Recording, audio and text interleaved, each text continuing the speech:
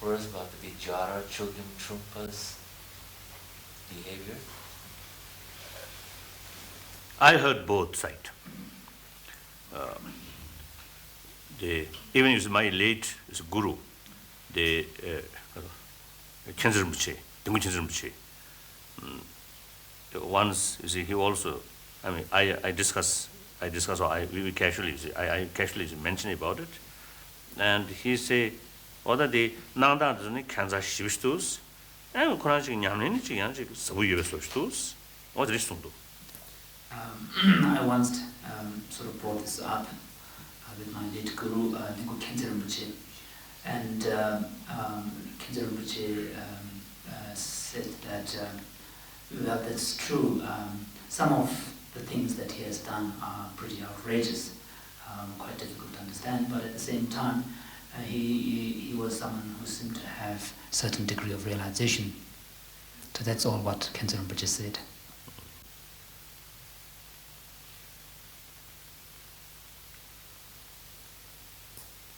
And my only impression is was I think. His whole organization, I think, very much copied by Japanese organization.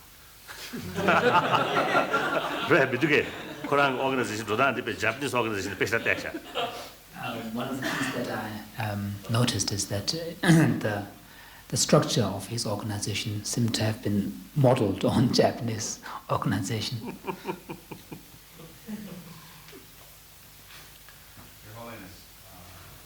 And then one I noticed, and which was that was a lot of children, those the journey, Congo organization now Mikasha Shanashi.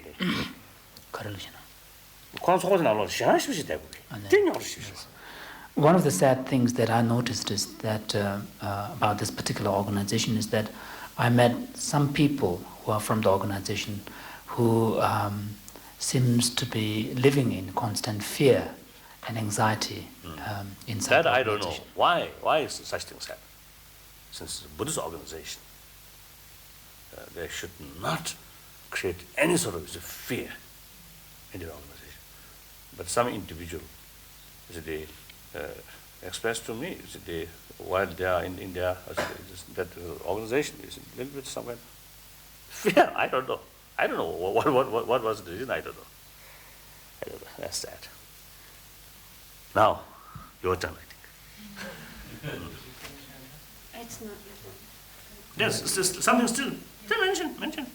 It's really more or less what we've already gone. All right, I'll make one point, which is that unlike the Theravadins, who take the Buddha and the Arahats as their role models, and who therefore have a clear code of behavior, knowing, even in perhaps a slightly dualistic way, what is right and wrong, very clear, right?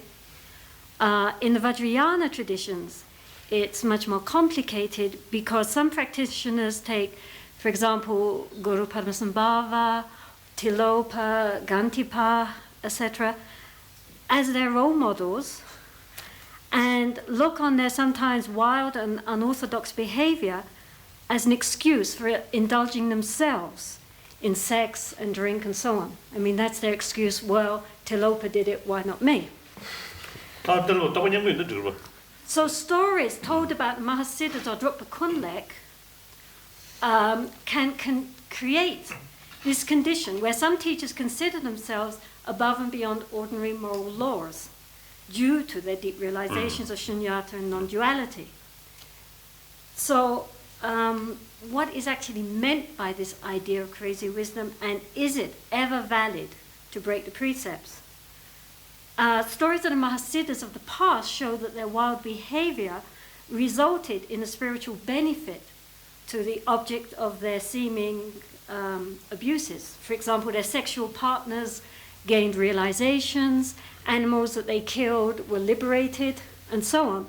However, in the present time, it seems so often that their unrestrained behavior of certain lamas leads to pain, humiliation, confusion, and conflict, even to the rejection of the Dharma.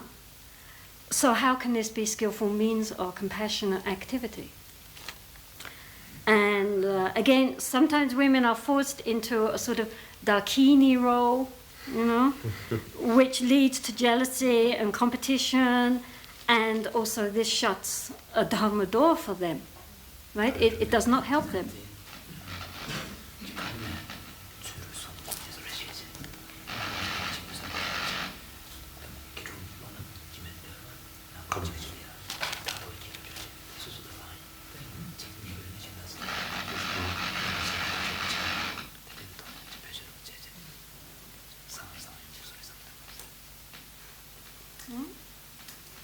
And also, even if the Lama himself is above ordinary moral restraints as a result of his higher realizations, even if, does he not have a responsibility to his lesser developed students to set an example of how a Dharma life should be lived?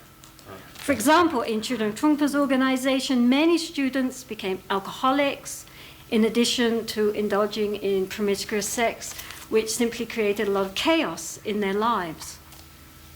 After all, Padmasambhava himself said, one's view should be as wide as the skies, and one's conduct as carefully sifted as sampa, as barley flour.